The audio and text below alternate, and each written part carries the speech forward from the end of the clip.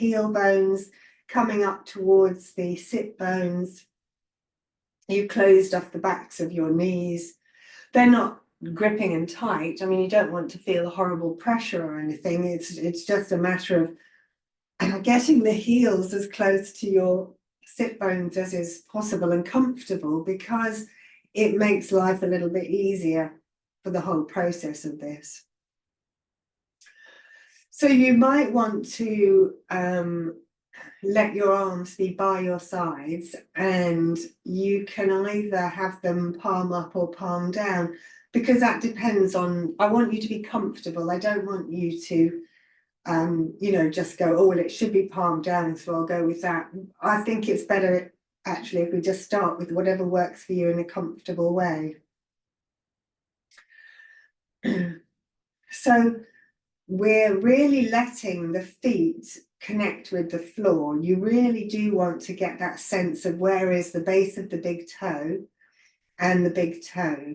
I mean, the rest of the foot is also significant, you know, like widening across the base of the toes and letting the nice chunky heel bones release out of the calves, always useful. But your feet are 50% of this support that's going to happen in a moment. So the other end of you, of course, is the other part of the support, and that's going to be your shoulder girdle. And people talk a lot about the shoulders going into the ground and pressing into the ground or releasing into the ground. And it's easier said than done, I would say, because we tend to hold so much tension through the shoulders. But what I'm finding really useful is finding those fronts of tops of arms and letting them, asking them to drop back into the little socket of the shoulder on one side and then the other,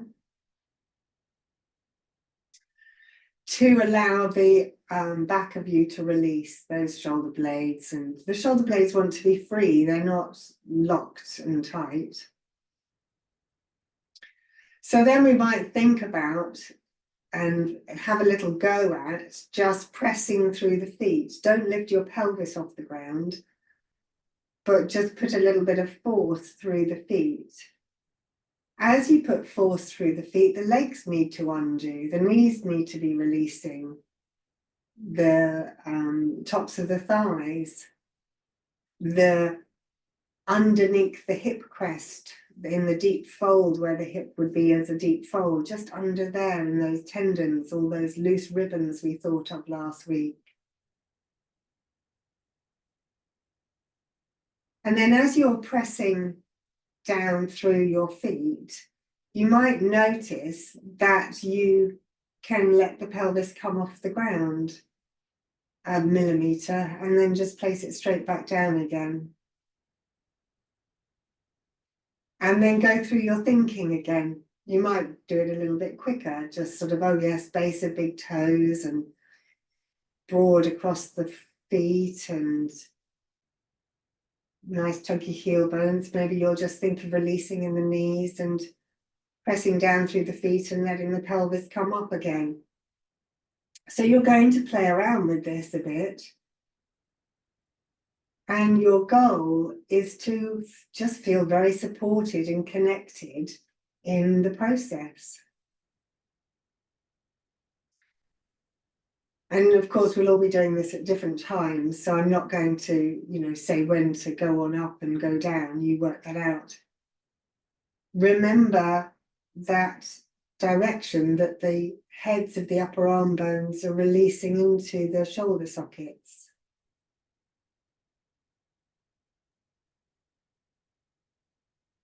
Remember that lightness under the front of the hip crests, and the hip crests directing up towards the face means that there's a sort of lengthening through the front of the body.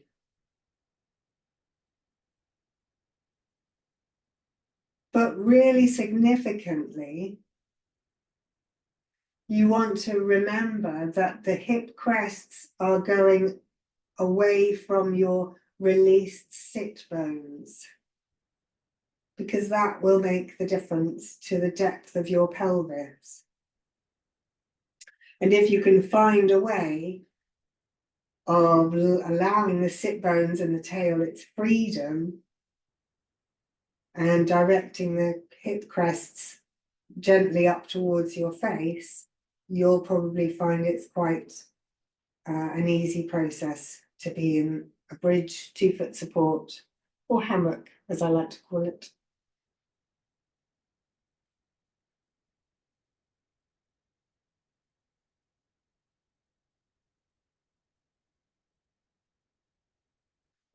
And of course, all of this can be done with movement or with intention of movement. And I always like to remind everyone that if you're not feeling robust or in any way dynamic, you can still practice all of this, but you just take away the movement. You just say, well, actually, no, I'll keep, a bit of a rock going there, or I'll just let the pelvis move a bit but not come off the ground. There's all sorts of options, which I love. I mean, I love the fact that we can take this work right back to doing nothing or to being quite dynamic. Do remember that widening through the costal arch up near the solar plexus is a really useful one.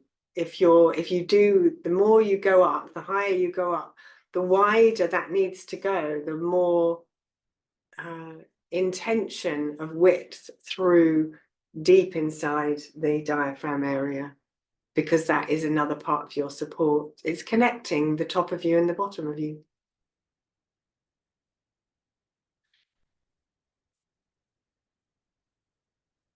Okay.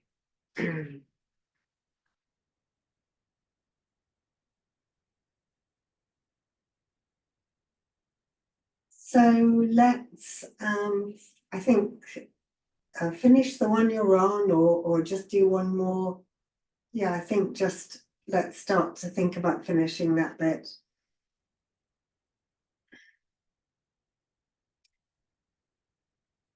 And when you have finished the one that you're working on and your feet are back on the ground, you can either let the do release your arms if they were palm down and have them somewhere, or do lift them if you want to, anything like that. And I think what's quite nice to do is either to just let the knees rock from side to side if you are feeling a bit more of a gentle session, or one by one just draw the knees in and take hold of the thighs and backs of the thighs and have a little side rock. The advantage of letting the knees fold in for a little side rock is that you can remind yourself yet again of the lengthening or the freedom of the tail and the weighty sit bones. You can sort of recognize that lengthening through the back of the hamstrings there. The other nice thing about drawing the knees in is, of course, you're reminding the belly to soften and the back to widen. Soft, empty belly, wide back. And of course, if you fancy it, always feel free to unfold and stretch and do anything that your legs need, really. And I would always recommend that you place your feet down just sort of one by one, even if it's in quick succession.